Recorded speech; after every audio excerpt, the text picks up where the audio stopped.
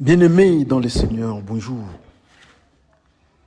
Gloire soit rendue à Dieu, le Dieu merveilleux, le Dieu de tous les jours, qui est Alpha, qui est Oméga, qui est le début, qui est la fin.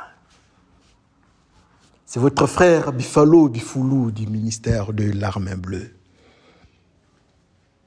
Aujourd'hui, le 31 octobre 2022. Avec un plaisir, je voulais un peu partager une histoire très intéressante, connue de tout le monde. Notre causerie, comme j'ai toujours dit, notre causerie en monologue, parce qu'il n'y aura que moi qui veux parler. Alors vous allez me donner le temps que je vous raconte une histoire. Cette histoire-là, apparemment, c'est matériel et c'est physique. Mais la manière dont nous allons parler, nous allons montrer dans d'autres dimensions, qui ne sont pas sûrement physiques. Avant de faire un pas, nous nous laissons entre les mains du Seigneur. Prions le Seigneur. Le Dieu de tous les jours, le Dieu saint, le Dieu trois fois saint, merci pour ce temps merveilleux. De 35 minutes, c'est une grâce. Laissez le Saint-Esprit soit avec nous dans cette causerie avec mes frères. Que ceux qui vont entendre, y compris moi-même, que nous soyons sous la lumière du Saint-Esprit. Au nom de Jésus-Christ, Père, nous te glorifions. Nous disons tous Amen. Comme je disais que c'était une causerie, un jour, j'avais fait une petite exhortation. Alors j'ai vu mon frère, j'ai entendu mon frère qui m'a envoyé un message, le frère Bienvenu, qui est à Londres. Il me dit que, mais pasteur, tu n'es pas arrivé à la conclusion. Oh frère Bienvenu, que le Seigneur nous aide. C'est lui qui doit venir à la conclusion. Amen. Alors, notre causerie de ce jour est intitulée « La richesse rejetée ». La richesse rejetée, nous avons 3 chapitres. C'est pour cela que j'ai difficile même de lire. Nous sommes dans Genèse 13, 14 et 15. Vous allez lire les 3 chapitres. Malheureusement, je vais seulement raconter l'histoire. Et tout le monde connaît cette histoire. Ceux qui lisent la Bible. Amen. C'est l'histoire d'Abraham.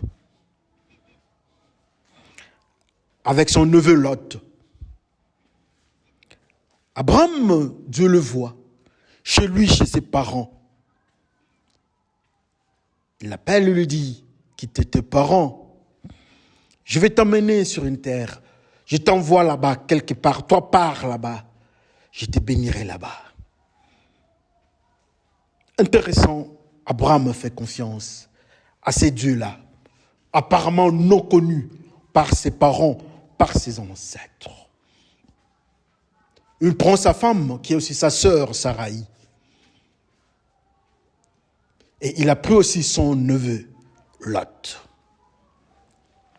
Alors la Bible nous dit qu'Abraham, quand il a pris Lot, son neveu, il était caractérisé par quelque chose. Il avait son troupeau, il avait des moutons, il avait des brebis et il avait des vaches. Et la Bible ajouta, il avait aussi sa tente.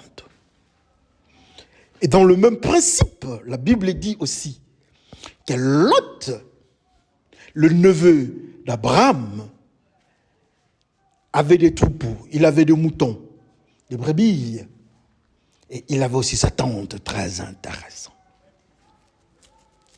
Qu'est-ce qui se passe? Ils se retrouvent dans un environnement avec leurs travailleurs assurément, leurs serviteurs. Il y a eu des disputes entre ceux d'Abraham et ceux de Lot. Pour des raisons de pâturage, ou bien je ne sais pas de quoi, assurément, la Bible nous dit que l'environnement dans lequel ils étaient était un peu petit par rapport au nombre de troupeaux que tous deux avaient. Abraham dit à Lot, tu es mon neveu, Lot. Nous n'allons pas discuter. Nous devons nous séparer. Regarde au-devant de toi. Si tu pars à gauche, moi je pars à droite. Si tu pars à droite, moi je pars à gauche. Amen. La Bible nous dit que Lot a regardé. Il a vu la plaine. Il a suivi la plaine. Et il s'est installé. Il a mis ses tentes à la plaine et vers la ville de Sodome. Dans cette ville de Sodome, la Bible nous dit que le peuple de Sodome était caractérisé par deux choses. Ils étaient méchants et ils vivaient dans les péchés. C'est comme ça qu'on présente ces peuples-là. C'est ça leur richesse. C'est ça leur culture au devant de Dieu.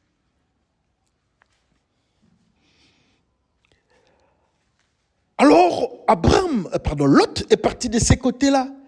Il est resté avec le méchant. Dans la zone là où il y avait des méchants. Pourquoi il est parti vers le méchant? Que le Seigneur nous enseigne. Qu'est-ce qui se passe au fait? La richesse refusée. La Bible nous raconte encore la même histoire. C'est pour cela que c'est difficile à vous faire lire, mais qu'on lise ensemble. Parce que l'histoire est très longue. La Bible nous dit que le roi de Shinéar et autres se sont mis ensemble. Ils ont attaqué les rois de Sodome et autres, encore un autre groupe. Et ils ont gagné la guerre. Ils ont pris les richesses et ils ont pillé Sodome, Sodome et Gomorrhe. Ils ont pris tout, y compris Lot, sa femme et ses enfants. Ils sont partis. Quelqu'un a fui. Il est venu raconter l'histoire malheureuse à Abraham. Abraham se positionne. Il prend son armée. Il fonce là-dessus. Il arrive. Il récupère Lot, sa femme et ses enfants, aux mains du roi de Shinéar et autres rois. Mais la Bible parle que ça commence avec le roi de Shinéar. Abraham part là-bas. Il a vaincu le roi de Shinéar. En rentrant, il se retrouve devant Melchisedec, le roi de Salem. Il les bénit. Il bénit Abraham. Abraham lui donne le 1/10. Et vous connaissez qui est Melchisedec? L'homme qui n'a ni père, ni mère, ni début, ni fin. Et c'est le roi de Salem, le roi de paix et de justice. Amen. Le roi de Salem, donc Melchisedec, a béni cet homme que nous appelons Abraham, l'oncle de Lot. Le roi de Sodome approche Abraham et dit: Abraham, moi, que tu me donnes tes hommes, que tu me donnes ton armée, mais que tu prennes la richesse, je te donne la richesse. Et Abraham refusa. Abraham dit: je ne toucherai pas à ta richesse. Pour que tu dises que tu m'as béni, pour que tu m'as rendu riche, je ne toucherai pas à tes histoires. Et la Bible ajoutera à la fin: après ces événements-là, dans une vision, l'Éternel vient auprès d'Abraham et dit: moi, je suis ton Dieu, je suis ton protecteur, je te bénirai. Après avoir refusé la main tendue du roi de Sodome, Après avoir résisté, Dieu intervient et Dieu dit, je te bénirai. Amen. Ce sont les 3 chapitres de Genèse 13, 14 et 15. Alors, pour des raisons de temps, nous ne pouvons pas lire parce que c'est très long. Mais que le Seigneur nous aide à comprendre ça dans les méandres de la prophétie. Et souvenez-vous que nous parlons de la richesse, de la richesse refusée. 2 phénomènes. Abraham et Lot. D'un côté, Abraham avec ses troupeaux, avec ses tentes et sa tente. De l'autre côté, il y a Lot, avec le même élément qu'Abraham. Mais il se retrouve dans une zone. La Bible nous dit qu'Abraham était riche. La Bible nous dit qu'Abraham était riche. Il était riche par rapport à Lot. Ou bien par rapport à quoi? Mais comme nous avons dit que nous allons monter aux dimensions spirituelles. Comme Abraham était ami de Dieu, il parlait avec Dieu. Dieu le conduisait. Il obéissait à Dieu. Assurément, dans le mystère de la Bible, Abraham était riche du côté de Dieu. Il était rempli de la présence et de la main de Dieu. Il obéissait à Dieu et la Bible nous dit qu'il était riche. Donc la richesse d'Abraham était une richesse spirituelle face à Dieu. Sûrement vous allez me poser la question que même les riches et le pauvre Lazare, les riches se retrouvaient en enfer. Oui, les riches s'étaient retrouvés en enfer parce qu'il était riche par rapport au péché. Il était rempli de péchés et il était riche, il en avait plein. Comme conséquence, il s'est retrouvé dans la cité de ceux qui sont riches dans le péché, ou encore appelé l'enfer. Mais la richesse d'Abraham était une richesse inverse. Lui, il était riche dans le péché, il se retrouve en enfer. Abraham était riche à Dieu et Dieu lui parlait. Alors, ce qui m'intéresse encore un peu, avec son neveu Lot, ils marchent ensemble. Il a des brebis et des moutons et il a aussi ses tentes. Lot, de son côté, avait aussi le même principe qu'Abraham, avec des tentes aussi. Mais qu'est-ce qui a fait que Abraham dise, si tu pars à gauche, moi je pars à droite. Si tu pars à droite, moi je pars à gauche. Sachant bien que dans le principe spirituel, la Bible nous dit que le côté gauche est pour le chèvre, pour le bouc, pour le pécheur. Du côté droit, c'est là où il y a des brebis, c'est là où il y a les enfants de Dieu, c'est là où il y a la place pour ceux qui craignent Dieu. Est-ce que nous pouvons comprendre qu'Abraham est en train de dire à Lot, écoutez Lot, nous sommes devant 2 mystères. Nous devons nous choisir. Il y a le côté droit et le côté gauche. Ou bien encore, il y a le côté des impuretés et il y a le côté de la pureté. Tu dois choisir un côté. Si tu pars vers les impuretés, moi je pars vers la pureté. Si tu pars vers la pureté, moi automatiquement j'irai vers les impuretés. Mais nous devons nous séparer ici. La Bible nous dit que Lot, le neveu d'Abraham, a vu la plaine et il est parti mettre ses tentes vers Sodome. J'aime ça. Il a vu la plaine. Il n'a pas vu la montagne, mais il a vu la plaine. Il est parti à la plaine. À la plaine là-bas, c'est là où il y avait la ville de Sodome. C'est là où il y avait des méchants. Ils étaient caractérisés par la méchanceté, par le péché. Et il est parti de ces côtés-là pour dire que Lot avait choisi le côté gauche. Et il est parti de ces côtés-là, de Sodome.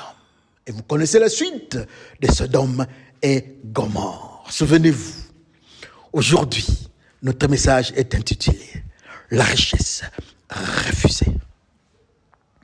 Lot est parti de l'autre côté à gauche, vers Sodome et Gomorrhe, vers ceux qui sont riches en péché et en méchanceté. De l'autre côté, Abraham est resté assurément du côté droit, là où il y a Dieu. La preuve est que Dieu continue à lui parler.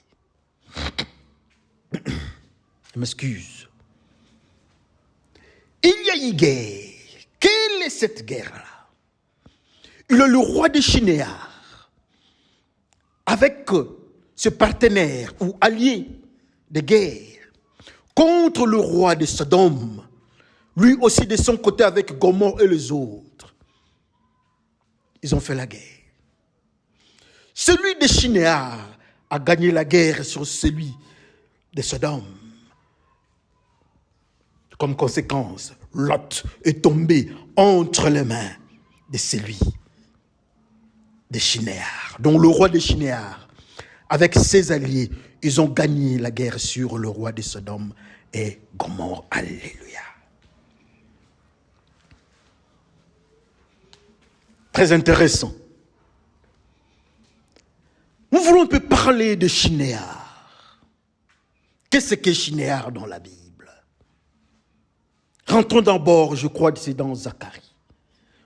On nous parle de la femme. On nous parle de la femme qui était dans l'espace. On nous dit que cette femme-là, on va la poser dans l'espace. On va lui construire quelque part dans le pays des Shinéar. Au-dessus, cette femme-là qui représentait la méchanceté devrait habiter là-bas à Shinéar. Pour dire encore que le mystère Shinéar est sous contrôle de la méchanceté. Ça ne m'étonnerait pas. Le roi de la méchanceté, le roi de Shinéar, qui était sous contrôle de la méchanceté, se retrouvait devant l'homme de Dieu qui s'appelle Abraham. Et il l'a battu, il l'a frappé, il l'a détruit. Abraham était caractérisé de la force du côté droit, du côté de Dieu. L'autre de Shinéar était caractérisé par la force du côté gauche, ou du diable, ou des pécheurs. Pour dire encore que c'était un combat spirituel entre Dieu qui est du côté d'Abraham et de l'autre côté, les diables du côté du roi de Shinéar. Et Dieu a gagné la bataille. Et cette victoire-là, c'est Abraham qui tient l'épée. Et nous disons tous Amen. Abraham gagne la guerre. Quand il gagne la guerre, il se retrouve en face de Dieu lui-même. Et là, on le nomme Melchisédek. L'homme qui n'a ni père, qui n'a ni mère, qui n'a ni début, qui n'a ni fin. Et l'autre nom de cet homme-là, c'est Dieu, c'est Jésus-Christ. Il parle, il bénit Abraham. Il bénit Abraham. Et Abraham le reconnaît, il lui donne ce qu'il avait en main. Il lui donne la dîme. Il lui donne quelque chose. Et Dieu a accepté le sacrifice d'Abraham. Dieu a accepté ça. Il a honoré Abraham en prenant ce qui était à Abraham. Pour dire encore qu'Abraham vivait encore dans la pureté du côté droit. Parce que Dieu accepte le 10%, la dîme de ce qu'Abraham avait. Et ce Dieu-là, on le nomme Melchisedec. Alléluia.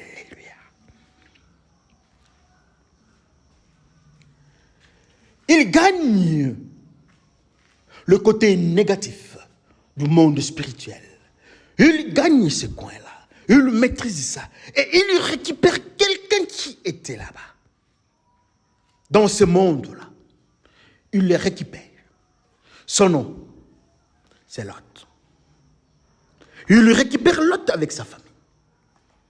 Lot du côté gauche, qui se retrouve sous contrôle du roi de Shinéar. Lot qui habitait à Sodome, dans ce pays-là, dans cette zone-là, il y a des impuretés. Dans cette zone-là, on n'obéit pas à Dieu. Ils sont riches dans les péchés. Et sa délivrance est arrivée. Abraham l'a récupérée. Nous racontons l'histoire dans ce sens-là. Nous parlons, nous montons dans une dimension spirituelle. Quand il a récupéré Lot avec sa famille, assurément il est rentré chez lui.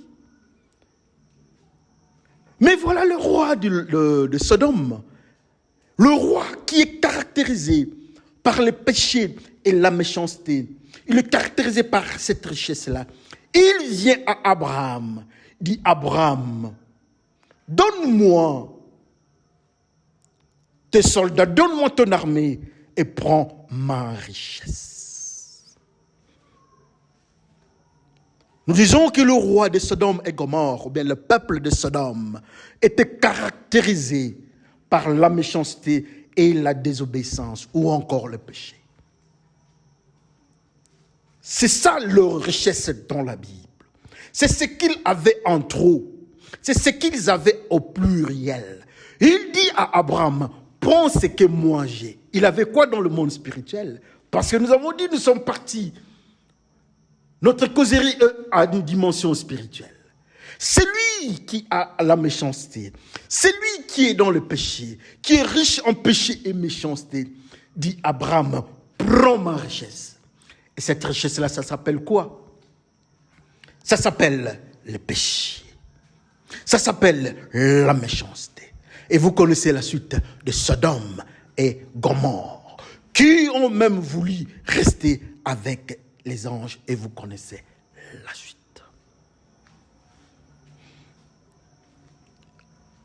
En revanche, il demande, prends le péché que nous avons. Prends ça, tu as besoin de ça, prends ça, ça va te faire du bien. Mais donne-moi ton armée. Quelle était son armée?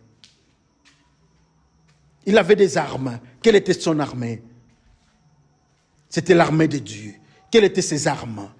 C'était les armes d'Éphésiens, les armes spirituelles. Ce qu'il avait, la patience, la tempérance, toutes les armes spirituelles.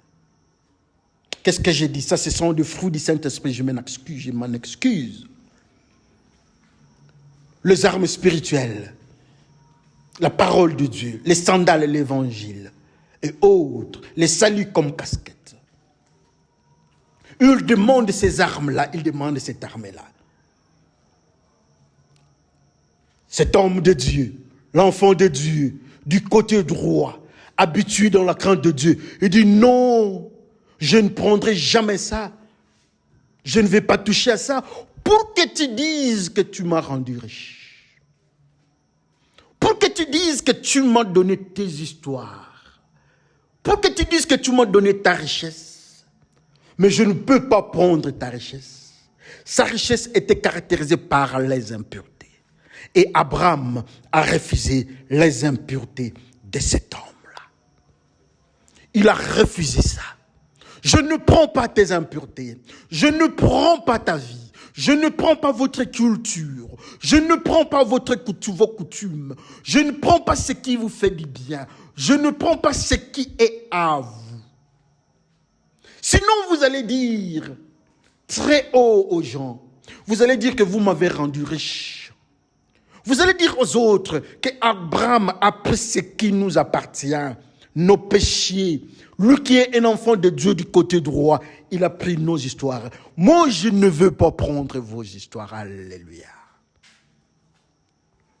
Abraham est béni par Melchisédek. Ils ont vu, le roi a vu comment est-ce qu'Abraham était béni. Parce qu'ils étaient là-bas autour d'Abraham. Ils ont vu Melchisédek le bénir. Après, il est venu pour sonder. Oh bien, une tentation. Malheureusement pour lui, le roi, Abraham a résisté à cette tentation. Il dit, je ne prends pas votre richesse. Sinon, vous allez m'accuser au devant des gens.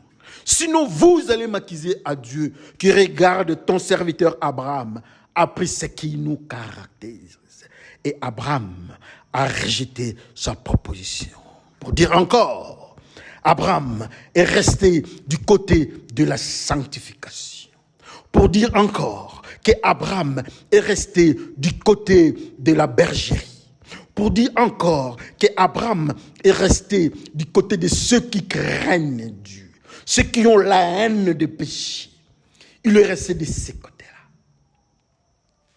J'aime ça.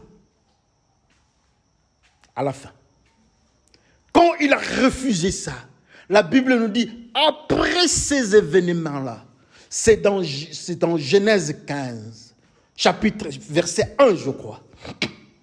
Je m'excuse. Ça commence par ça.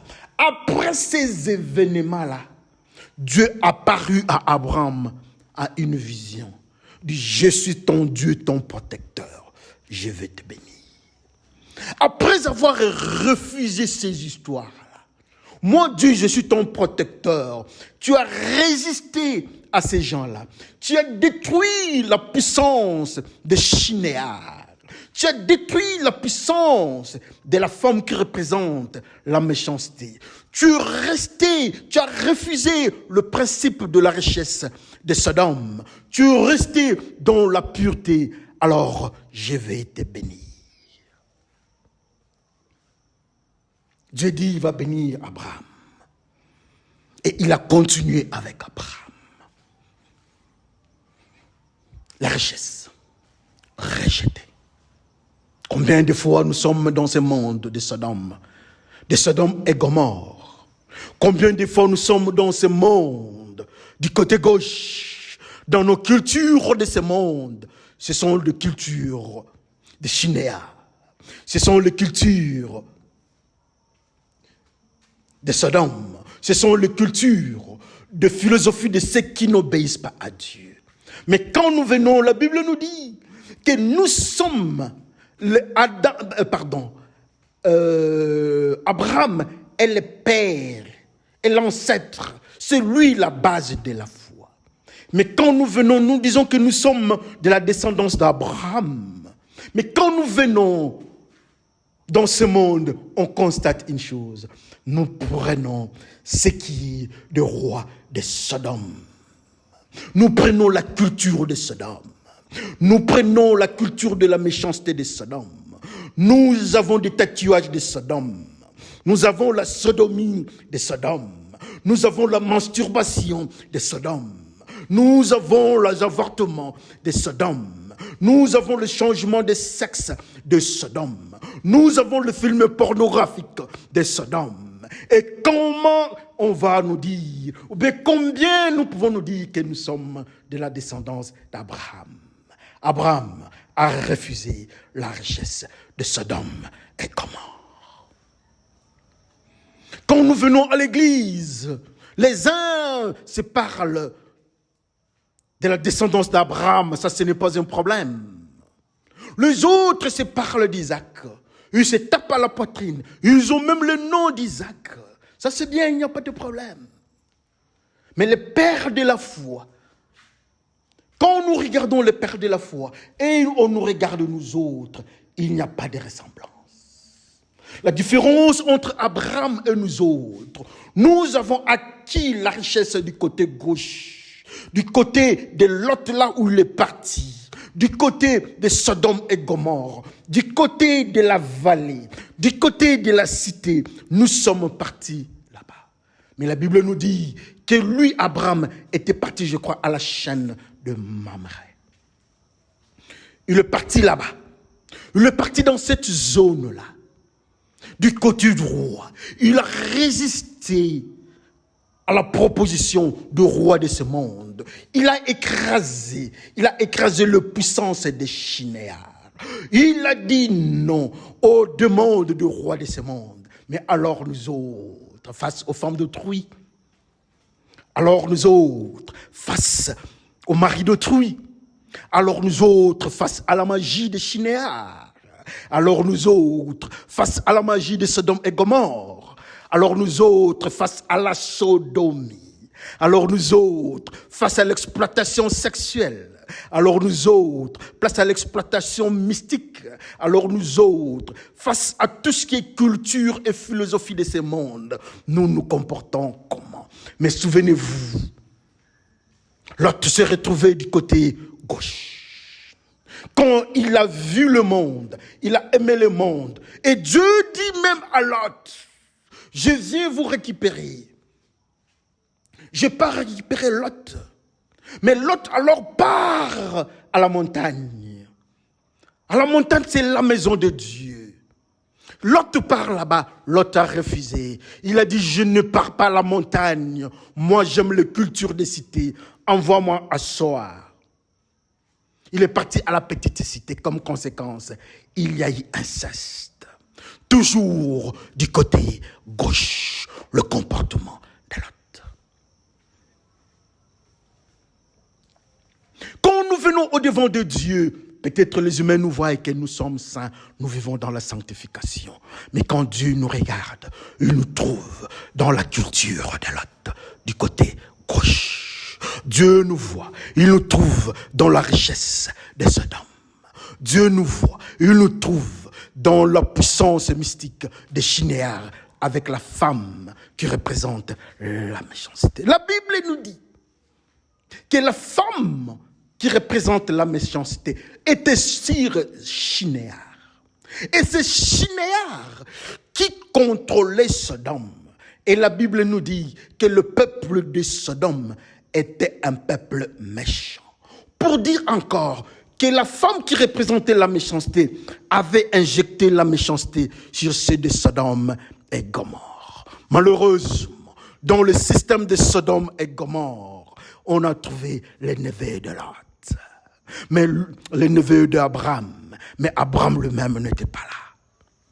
Quand Jésus-Christ viendra nous prendre, c'est de la même famille. Papa partira à gauche, maman partira à droite.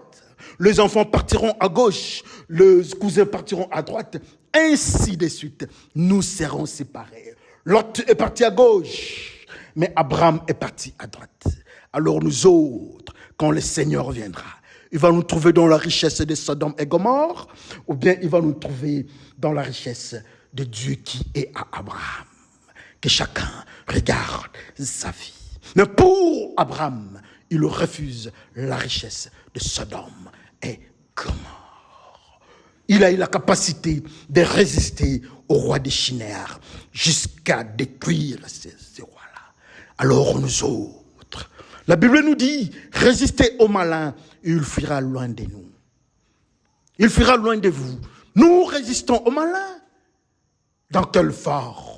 Ils viennent avec leur richesse du monde. Est-ce que nous avons résisté? Ils viennent avec les habillements du monde, la manière de s'habiller, la manière indécente de s'habiller de ce monde. Est-ce que nous habillons comme ça ou bien comment? Je m'étonne deux fois. Je m'excuse. Le jour du mariage, le jour qu'on est en train de bénir, on vient au-devant de Dieu pour que Dieu bénisse ces mariages. Le premier jour du couple, quand Dieu vient, il se rend compte que la sœur a une tenue, la tenue de Sodome. Elle a une tenue, la tenue de chinéar. Elle a une tenue, la tenue de l'impureté. Et cette tenue-là, ça s'appelle, quand elle s'habille, elle coupe la partie supérieure de sa robe. Pour quelle raison? Au moment où Dieu dit que les femmes s'habillent décemment. Mais le jour du mariage que nous voulons avoir la bénédiction de Dieu, nous venons en tenue de chinéar. Je vais vous raconter une petite histoire. Quand a touché aux histoires. Quand il a pris, on dit, mais qu'est-ce que tu as pris? Il a dit, j'ai vu la tenue, la veste, la costume des Shinéars.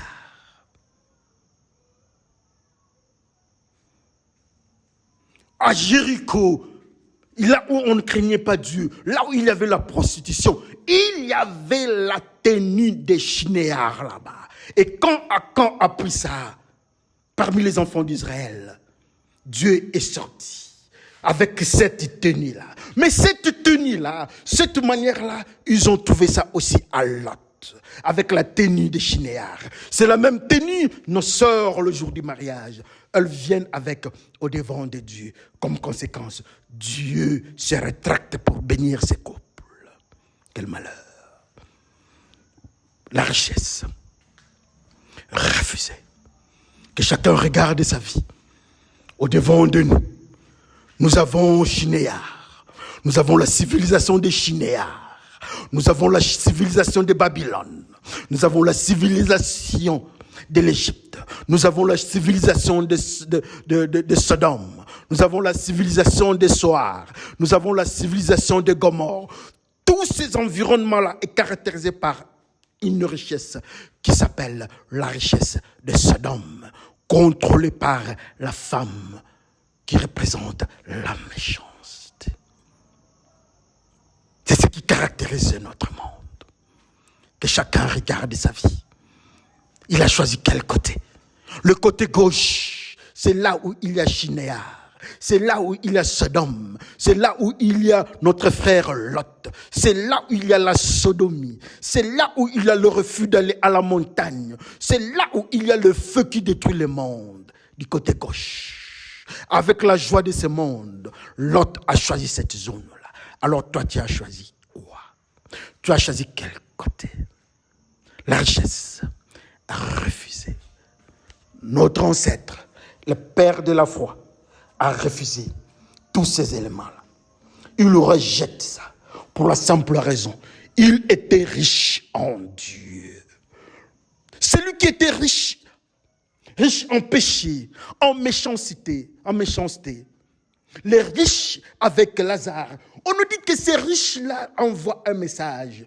Moi qui suis riche, moi qui suis dans le système de gauche, allez dire à mes frères qui sont de l'autre côté qu'ils ne viennent pas ici, qu'ils n'utilisent pas, qu'ils n'acceptent pas la richesse que moi j'ai prise, qu'ils n'acceptent pas la civilisation de ce monde, qu'ils n'acceptent pas, sinon ils viendront ici du côté gauche et on ne sort pas. C'est une cité là où coule les feux.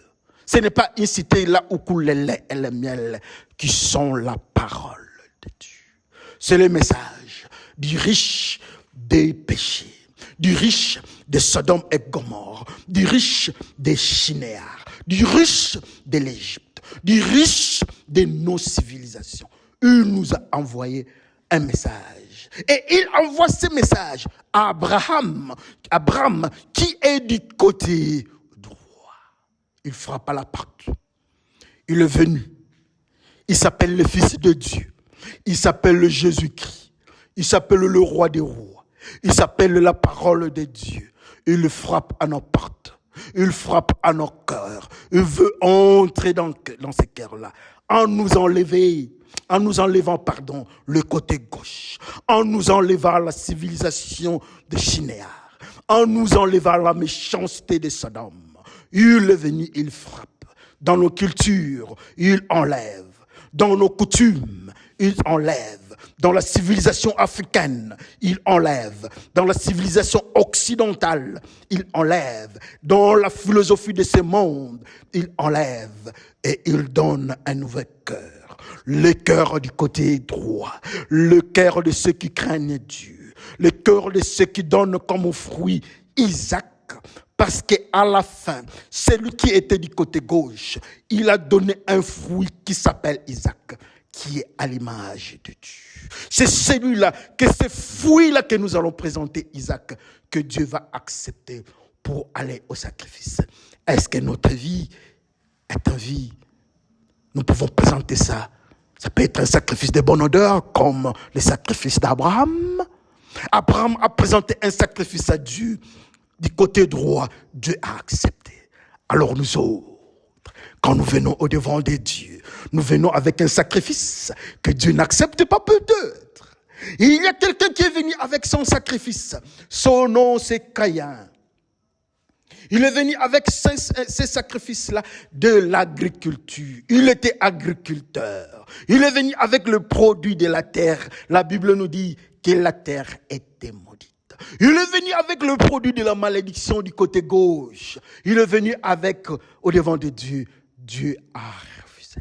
Alors nous autres, nous sommes Caïn ou bien nous sommes Abel. Nous sommes Lot ou bien nous sommes Abraham. Nous sommes du côté droit ou bien nous sommes du côté gauche. Mais souvenez-vous, pour Abraham, notre père, le père de la foi, l'ancêtre de la foi, pour lui, il est resté du côté droit. Mais son neveu, ils ont fait route ensemble. Il a choisi les côtés gauche. À la suite, il y a eu inceste. À la suite, il y a eu les feux. À la suite, il y a eu tout ce qu'il y a eu avec les Ammonites comme peuple de l'inceste. Que le Seigneur bénisse son peuple. Mettons-nous en prière. Qu'est-ce que je peux dire, moi, Dieu, moi, un pécheur? Qu'est-ce que je peux dire au-devant de vous? Je suis un pécheur.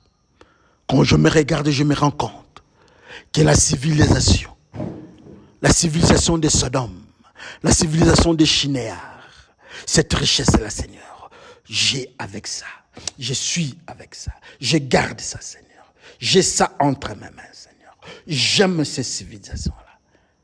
Mais je pleure au-devant de toi.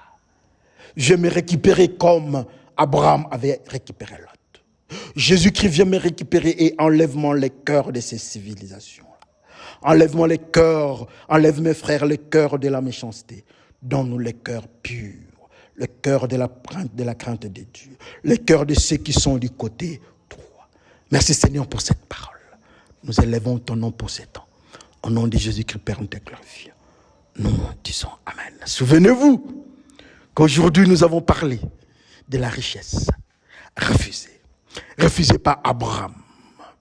Il a anéanti le roi des Chinéars. Il a refusé la richesse proposée du roi des Sodome.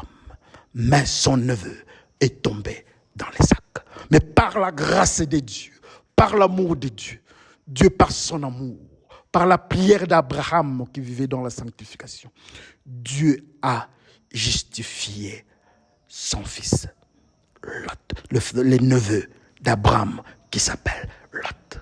En Jésus-Christ, nous sommes aussi justifiés. Que le Seigneur vous bénisse et on se voit à la prochaine. Bye.